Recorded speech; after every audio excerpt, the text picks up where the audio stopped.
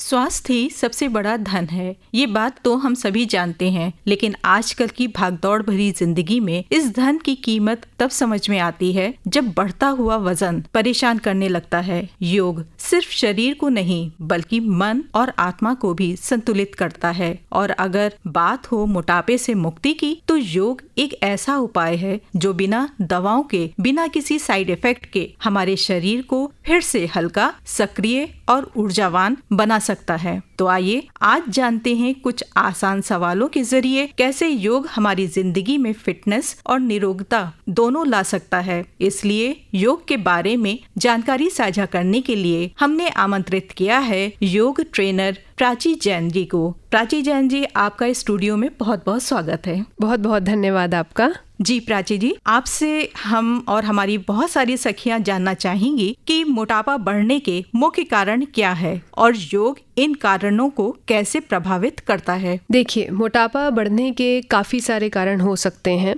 कोई एक कारण को हम जिम्मेदार नहीं ठहरा सकते। मोटापा बढ़ने के लिए मुख्य रूप से जो बहुत बड़ा कारण है वो है आहार।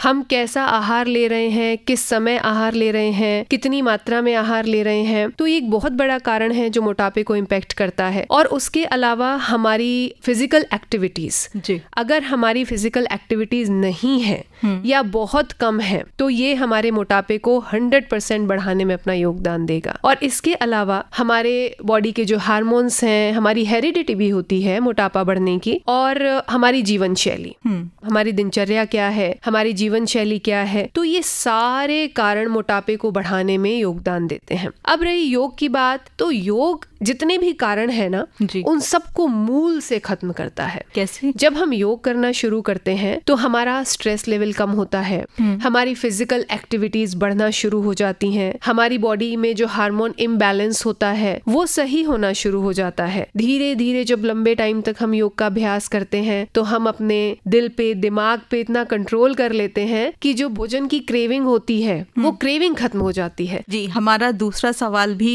कुछ इसी तरीके से है कि क्या केवल योग करने से वजन कम हो सकता है या आहार नियंत्रण भी जरूरी है? देखिए, योग करने से वजन कम तो हो सकता है जी, लेकिन बहुत धीरे ये प्रोसेस हो जाएगा, बहुत लंबे समय तक चलने वाला हो जाएगा। और यदि अगर हम इसमें आहार नियंत्रण को इंक्लूड कर दें तो ये प्रोसेस बहुत इम्पैक्टफुल हो जाएगा। तो हम ये बोल सकते हैं कि योग हमारे शरीर को तैयार करता है और भोजन उसे दिशा देता है। और योग को हम ईंधन मानते हैं तो आहार उसका मार्ग है। दोनों अगर एक साथ हाथ में हाथ डालकर चलेंगे तो हमारे स्वास्थ्य पर, हमारे शरीर पर और हमारे मोटापे को नियंत्रित करने में हमें बहुत जल्दी सफलता मिलेगी। जी, तो ये बताइए कि मोटापा घटाने के लिए कौन कौन से आसन सबसे असरदार माने जाते हैं? मोटापा घटाने के लिए सबसे असरदार, हम अगर सूर्य नमस्कार को अपनी जीवन शैली में सम्मिलित कर लें तो उसका प्रभाव बहुत जल्दी आपको देखने को मिलेगा। लेकिन हमें ये ध्यान रखना है कि हम धीरे धीरे शुरू करें,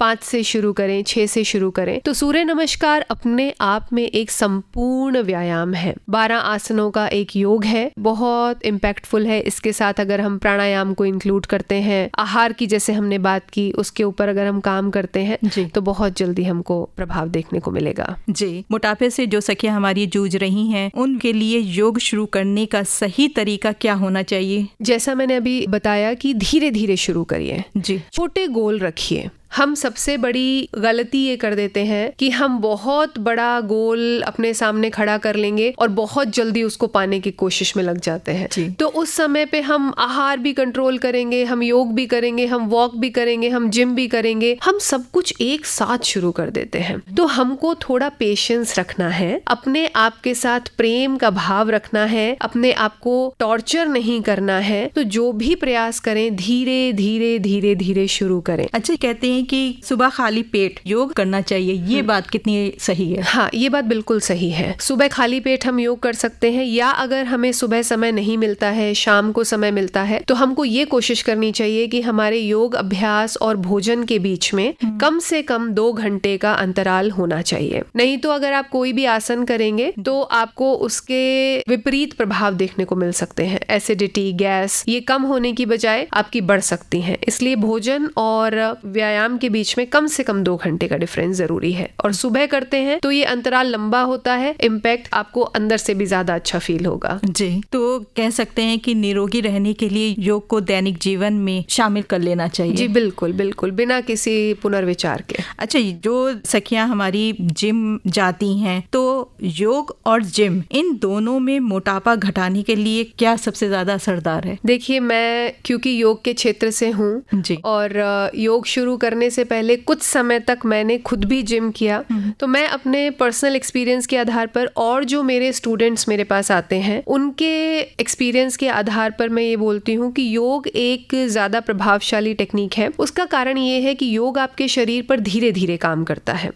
जिम अगर आप जाएंगे वो बहुत जल्दी काम करेगा, लेकिन अगर आप कुछ कारणों की वजह से जिम को छोड़ देते हैं तो वो आपके ऊपर विपरीत इम्पैक्ट करेगा। और योग एक ऐसी प्रणाली है जो आप अपने घर पे कर सकते हो, कभी भी कर सकते हो, और जिम के लिए आपको किसी न किसी एक सेटअप में जाना पड़ेगा, उसके लिए अलग से समय निकालना पड़ेगा। योग आप घर पे भी कर सकते हो, घर पे भी कर सकते हैं, आंगन में बैठ के भी कर सकते हैं, कहीं पे। मैं तो इतना बोलती हूँ कि आप योग अपने बेड पे भी बैठ के कर सकते हो। कुछ आसन ऐसे हैं जैसे वज्रासन है, बटरफ्लाई है, बद्धकोण आसन है, ये आसन तो आप अपने बेड पे भी बैठ के कर सकते हैं। और आप कहीं पर भी बैठ के प्राणायाम कर सकते हैं। आप जब खाली बैठे हैं अनुलोम विलोम शुरू करिए, कपालभाति शुरू करिए, बस आहार का जो अंतराल है उसको ध्यान में रखते हुए। ये बताइए कि अगर किसी को थायराइड या जोड़ों का दर्द हो तो क्या वो भी योग कर सकता है? बिल्कुल कर सकते हैं। हमारे पूरी योग प्रणाली में हर तरह की बीमारियों के लिए योग आसन है जी। हर तरह की बीमारियों के लिए हमारे पास प्राणायाम है, ध्यान की प्रक्रियाएं हैं। तो योग एक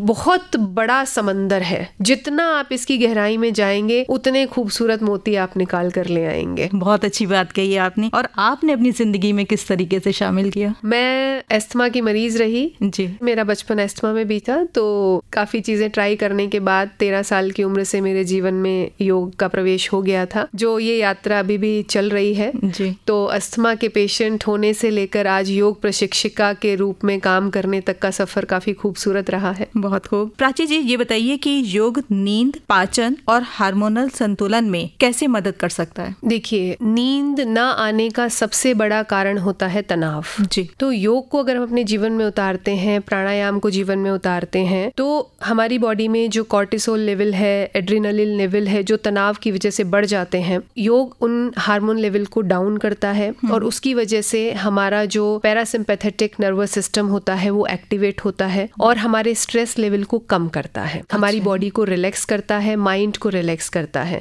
तो उससे हमारे नींद के पैटर्न में बहुत सुधार होता है। और बहुत सारी साइंटिफिक शोध हैं जो ये साबित करती हैं कि अगर आप प्राणायाम नियमित रूप से करते हैं तो आपको नींद के पैटर्न में सुधार मिलेगा जी। और पाचन की बात करें तो जब हम प्राणायाम करते हैं, योग करते हैं, तो हमारे जो डाइजेस्टिव सिस्टम है उनकी अंदर से मसाज होती है, जो ब्लॉकेज होती है वो हटती है और हमारे जो अंग हैं वो एक्टिवेट होते हैं। तो इस तरीके से पाचन में सुधार मिलता है। और हार्मोन लेवल, ये भी हमारी बहुत सारी शोध साबित कर चुकी हैं। जैसे हमारे जर्नल ऑफ कॉम्प्लीमेंट्री मेडिसिन 2021 में एक शोध आई थी जिसने बताया कि महिलाओं पे 8 हफ्ते तक योग और प्राणायाम को एक्सपेरिमेंट किया गया तो उनके थायराइड जो हार्मोन्स है, TSH लेवल है, उनमें काफी नॉर्मल इम्प्रूवमेंट देखा गया और इंसुलिन रेजिस्टेंस को 25% तक इम्प्रूव होते देखा गया है। तो योग और प्राणायाम पूरा पैकेज अगर हम अपने रूटीन में शामिल करें तो हमें काफी ज्यादा इम्पैक्ट देखने को मिलेगा। 15 मिनट क्या योग करना सही है? बिल्कुल सही है, आप शुरू करिए। कितना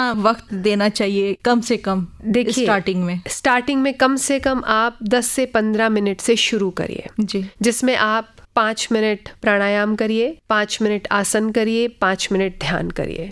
यहाँ से आप अपनी यात्रा की शुरुआत करिए, छोटा कदम, थोड़ी देर, कम समय। उसके बाद धीरे धीरे धीरे धीरे आप देखेंगे कि आपको इतना अच्छा लगेगा कि आप आपका समय कब बढ़ जाएगा आप खुद हैरान होंगे ये देखकर। 15 मिनट से कभी 45 मिनट हो जाएगा। एक बोलते हैं ना भूख बढ़ जाती है, वो योग करने की भूख बढ़ जाएगी, वो प्राणायाम की भूख बढ़ जाएगी, वो जो आनंद की प्राप्ति होती है उस आनंद की भूख बढ़ जाएगी, स्वतः ही समय बढ़ता जाएगा।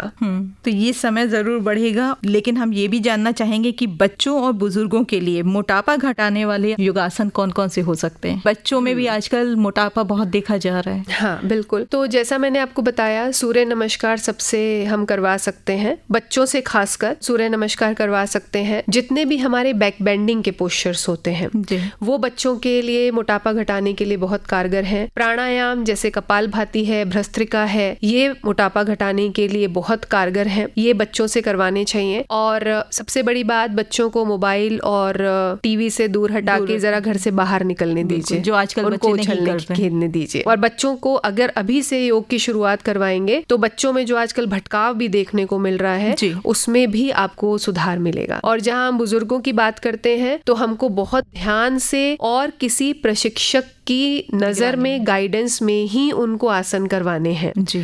क्योंकि बुजुर्गों में बहुत सारी स्वास्थ्य से संबंधित प्रॉब्लम होती हैं, जोड़ों के दर्द है, हाई ब्लड प्रेशर है, हार्ट प्रॉब्लम्स है, शुगर है, तो उनको अवश्य ही किसी प्रशिक्षक के अंडर ही आप योगाभ्यास की ट्रेनिंग करवाएं। बिल्कुल। तो योग को आदत बनाने के लिए कैसे शुरू करें योगासन के तरीके को? योगासन शुरू करने से पहले मैं सबसे ये बोलूंगी कि अगर आप अपने जीवन को सुधारना चाहते हैं तो सबसे पहले अपनी जीवन शैली में परिवर्तन लाइए। सुबह जल्दी उठना, रात को समय से सोना, पूरे दिन आप क्या आहार ले रहे हो उसके ऊपर विचार करना, किस तरह का आप वाणी बोल रहे हो, क्योंकि योग केवल आसन थोड़ी ना है जी। हमारे पतंजलि योग सूत्र में योग के 8 अंग बताए गए हैं, यम, नियम, आसन, प्राणायाम, प्रत्याहार, धारणा, ध्यान, समाधि। तो पहले यम और नियम है जी। हम अपने जीवन में कुछ नियमों को लागू करें पहले और उसके बाद आसन का अभ्यास शुरू करें। अपने खाने की टाइमिंग है, उसके साथ साथ आप अपनी जो सेंसेस हैं उनको कंट्रोल करना जी। अपनी वाणी से भी कुछ ऐसा मत बोलिए जी किसी का दिल दुखे, ये भी एक योग साधना का अंग है।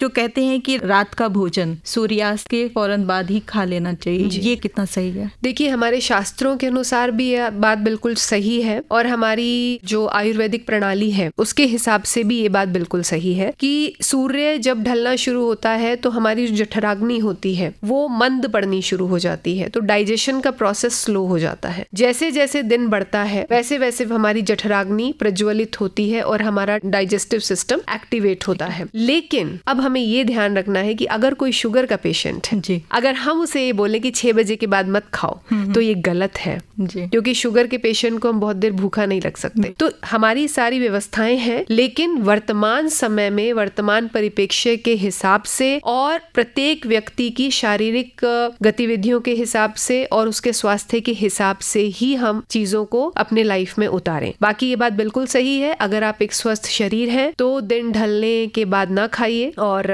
सुबह सूर्य उदय होने के बाद अपना भोजन ग्रहण करें, तो इससे भी आपको वजन कम करने में बहुत मदद मिलेगी। चलते चलते हमारी सखियों से और क्या बताना चाहेंगी? मैं हमारी सारी सखियां जो इस प्रोग्राम को सुन रही हैं उन सब से हाथ जोड़ के निवेदन करती हूँ कि आप अपने बारे में सोचिए, अपने स्वास्थ्य के बारे में सोचिए, परिवार के बारे में, काम करना, पति के बारे में, बच्चों का, सास ससुर सबकी सेवा करिए, कुछ नहीं भूलना है, लेकिन अपने आप के स्वास्थ्य को इग्नोर नहीं करना जो अधिकतर भारतीय गृहिणियां अक्सर कर लेती हैं। तो अपने आप को अपनी प्राथमिकता बनाइए, अपने स्वास्थ्य को इम्पोर्टेंस दीजिए और अपने लिए, अपने स्वास्थ्य के लिए समय निकालिए। देखा सखियों, योग सिर्फ मोटापा घटाने का जरिया नहीं, ये तो जीवन जीने का एक सलीका है। जब शरीर और मन दोनों संतुलित हैं तभी असली निरोगी जीवन संभव होता है। तो क्यों ना हम भी रोज कुछ पल अपने लिए निकालें, मोटापा घटाएं, गहरी सांस लें और कहें, आज से मैं भी निरोग भारत की ओर एक कदम बढ़ा रही हूँ। याद रखिए, योग है तो रोग दूर है और मन में भरपूर शांति का सूर है। योग ट्रेनर प्राची जैन जी, आपने इतनी अच्छी जानकारी हमारी सखियों से साझा की। आपका स्टूडियो में आने का बहुत बहुत धन्यवाद। धन्यवाद।